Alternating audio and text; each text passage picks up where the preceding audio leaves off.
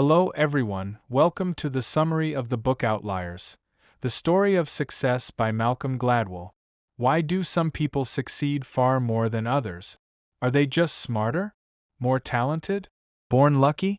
In Outliers, Malcolm Gladwell challenges everything we think we know about success. He says it's not just about individual talent, it's also about timing, culture, upbringing, and hidden advantages. Gladwell's big idea is this: success is not just about who you are. It's also about where you come from. Let's dive into what that really means. Success isn't just about hard work or talent.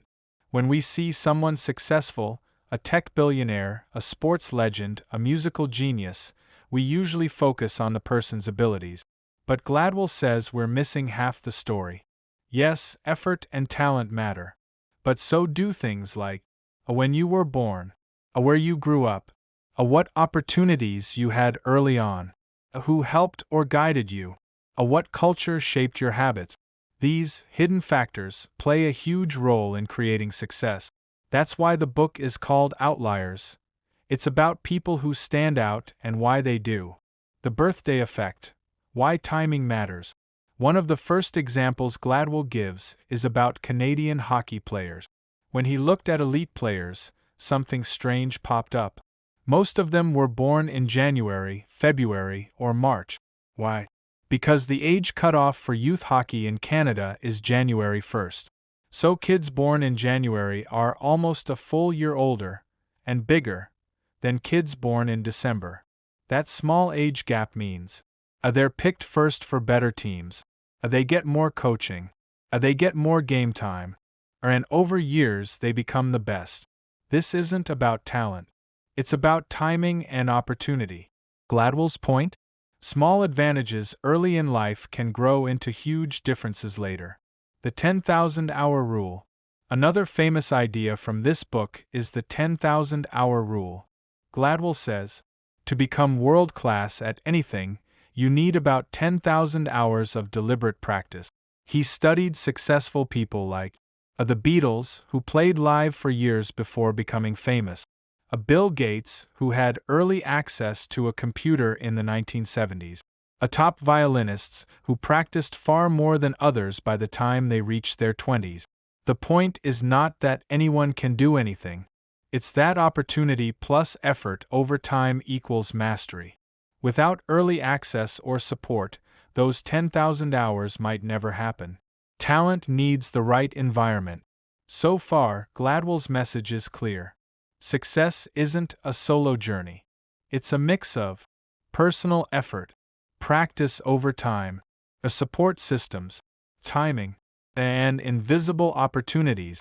It's not about taking away credit from successful people. It's about understanding that no one succeeds alone.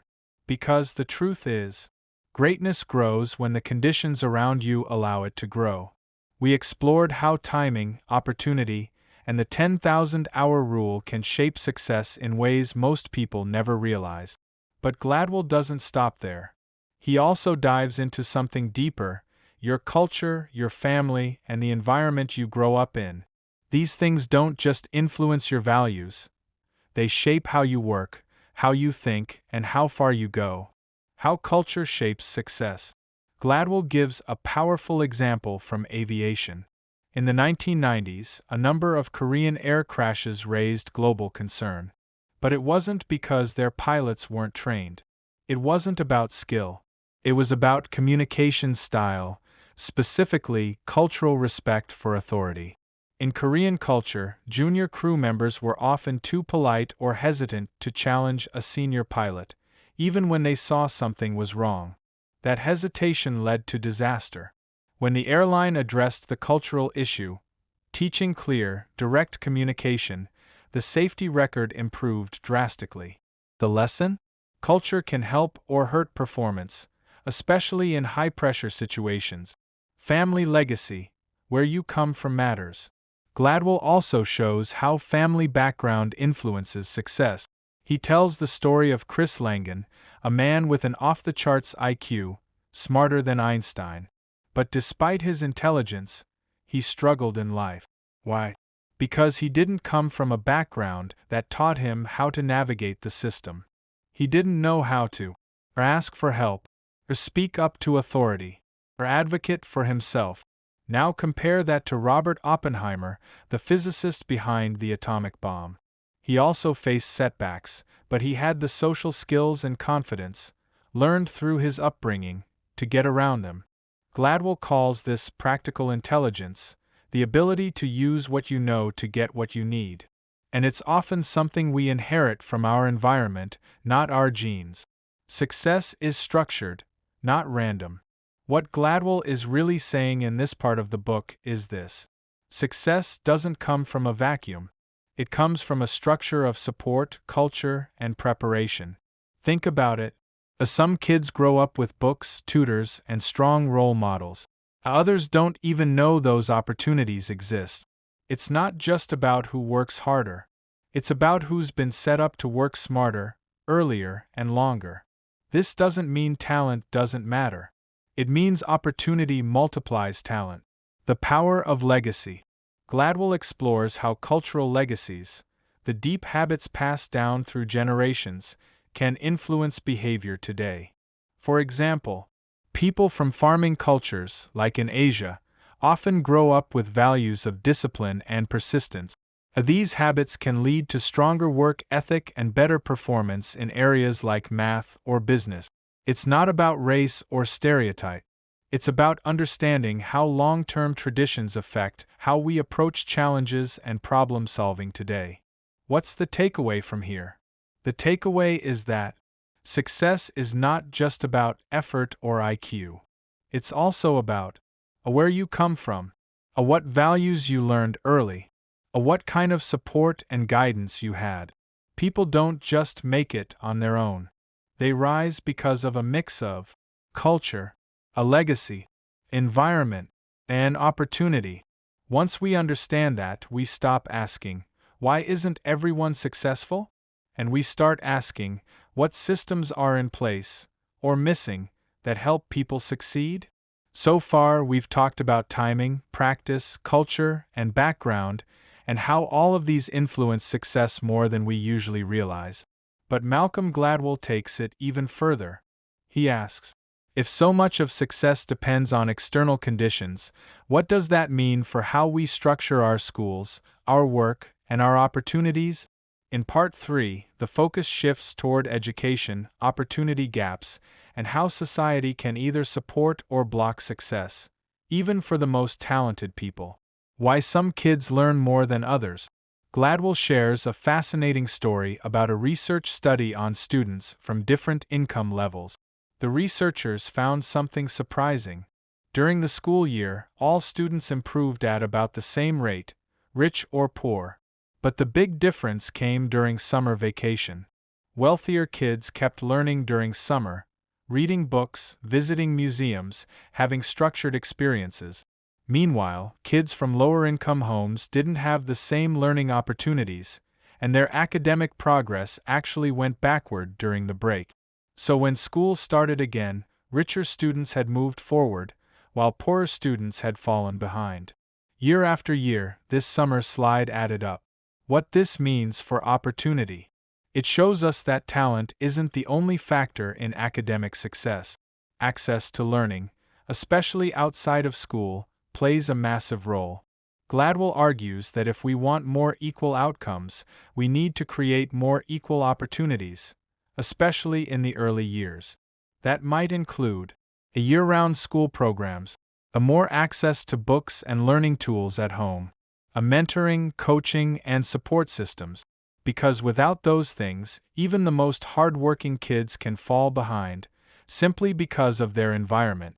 Hard work isn't always enough. Gladwell introduces us to students at an elite public school called KIPP Academy in New York City.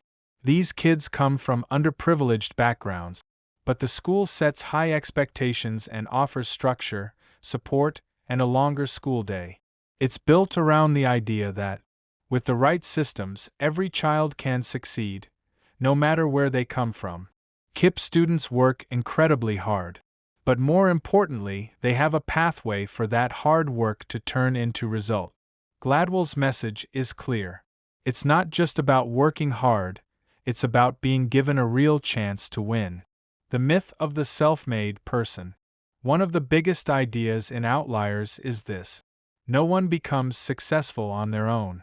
Behind every self-made success story, there's usually a supportive family, or a helpful teacher or mentor, the right timing, an encouraging culture, or access to education or tools others didn't have. That doesn't mean successful people didn't work hard. They did. But it means that success is built on a foundation of invisible advantages that we often ignore. And when we recognize those patterns, we can start helping more people rise, not just the lucky few. What's the message here? Success is not just about effort, it's about opportunity plus effort. And opportunity isn't distributed equally. Some people have access to learning, mentors, and resources. Others don't. The real challenge isn't just to find talent, it's to build systems that allow more people to reach their full potential. Because when we create the right environment, ordinary people can do extraordinary things. By now, Malcolm Gladwell has shown us that success isn't just about individual grit or talent. It's about the hidden patterns behind great achievement. The month you were born, the culture you were raised in, the opportunities you had access to, and whether or not your hard work had a clear path forward. In this final section, Gladwell helps us connect the dots and challenges how we think about success itself, the real definition of an outlier.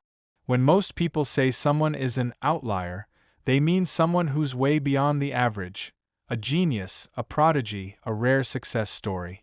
But Gladwell says, outliers are not just people who rise high, they're people who have been given conditions that allow them to rise.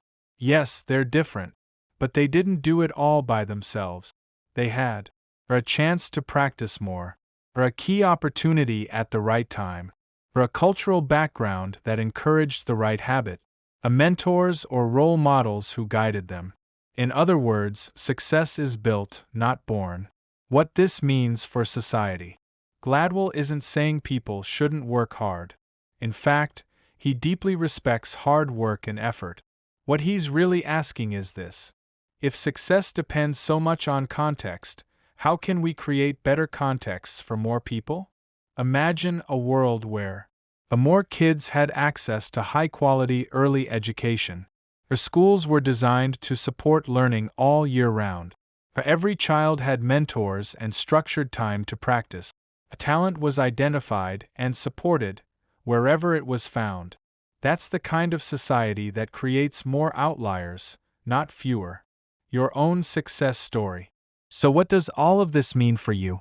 It means you should recognize and appreciate the opportunities you've had. Look for moments where the system helped you and where it didn't. Stay humble about your wins, and help create chances for others too. Because once we understand how success really works, we stop judging people by surface-level outcomes and start seeing the stories and systems behind them. Final thought. Here's the core message of Outliers. Success is not a mystery. It's not luck. And it's not magic. It's a result of timing, support, preparation, and perseverance, working together. When we start building systems that support more people, early and often, we give more individuals the chance to become great.